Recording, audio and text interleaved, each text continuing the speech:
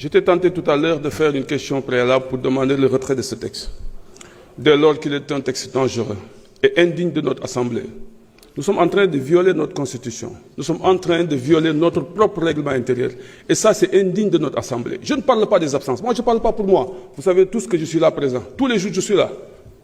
Mais je parle pour notre institution. On est dans le droit parlementaire. Ça, c'est de l'ingénierie politique. C'est de la science politique qu'on est en train de faire. Je vous donne juste, on dit l'article 1er, la présence en séance plénière est obligatoire.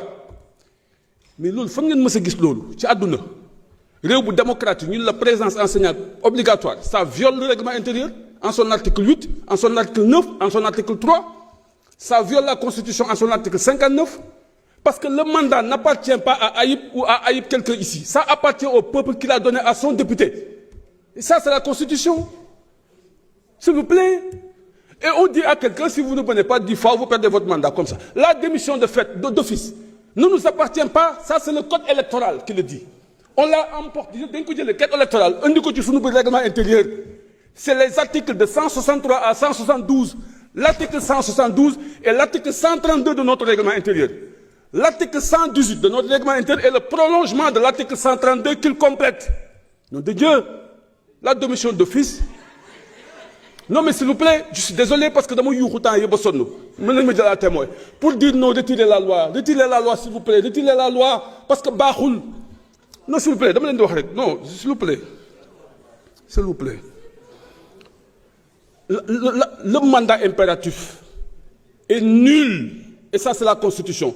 Mon ami Aïb m'a dit oui, c'est parce que on te dit de voter dans un sens ou dans un autre. Ça c'est restrictif du mandat impératif. Dans notre règlement intérieur, on dit que le débat législatif est libre. La présence est obligatoire. Tous les jours, 8h, 9h, appel nominatif. S'il vous plaît, s'il vous plaît, s'il vous plaît. La présence, elle est obligatoire. Le vote sera obligatoire, la prise de parole sera obligatoire, tout sera obligatoire. C'est non censé. Le vote n'est pas obligatoire au Sénégal. S'il vous plaît. Le jour du vote, c'est ça le Sénégal. Là, le vote n'est jamais obligatoire. Obligatoirement, tu dois être là. Toute la journée. Au vote, nous votons. Quand nous sommes là, mais quel est le sens de l'obligation d'être là? S'il vous plaît. S'il vous plaît. Non, la démission d'office. L'article 118 est le complément de l'article 132. Et allez-y à l'article 126 et 128 de notre règlement intérieur, qui sont le prolongement des articles 168 et 169 du code électoral. Et c'est les inéligibilités et les incompatibilités. Nous ne perdre le mandat. Il n'y a que la déchéance, parce que tu as démissionné de ton parti, nous ne perdre le mandat. Ou soit l'Assemblée est dissoute, ne perd ce mandat.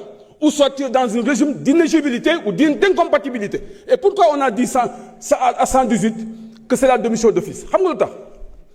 C'est parce qu'on dit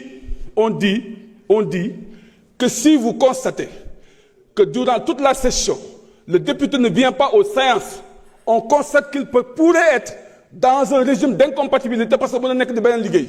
Et là, on lui dit, notifie, que non seulement on prend ton salaire, mais on te notifie que tu pourrais être déclaré démissionnaire. Et ça, ce n'est pas nos mots, c'est les mots du code électoral. L'on l'a dit sur le règlement intérieur. Mais il y a non, c'est indigne de notre Assemblée.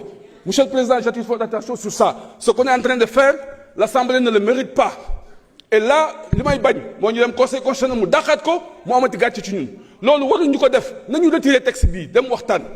parce que, je vous ai s'il vous plaît, Monsieur le Président, Monsieur le Président, Monsieur le Président, Monsieur le Président, bizarre de dire encore.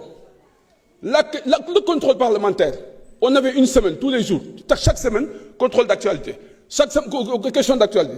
Chaque 15 jours, question orale. Chaque mois, question d'actualité au gouvernement. Aïe, bimo ko changé. Te bin ko changé, nous on a taxaw fini, war lan ko changé. Xam nga luñu ma tontu. Dañuy dem politique yi, dañuy dem ci sunu base yi. C'est ce qu'on m'a répondu. Merci beaucoup. Et aujourd'hui, on nous revient pour dire que c'est pas possible.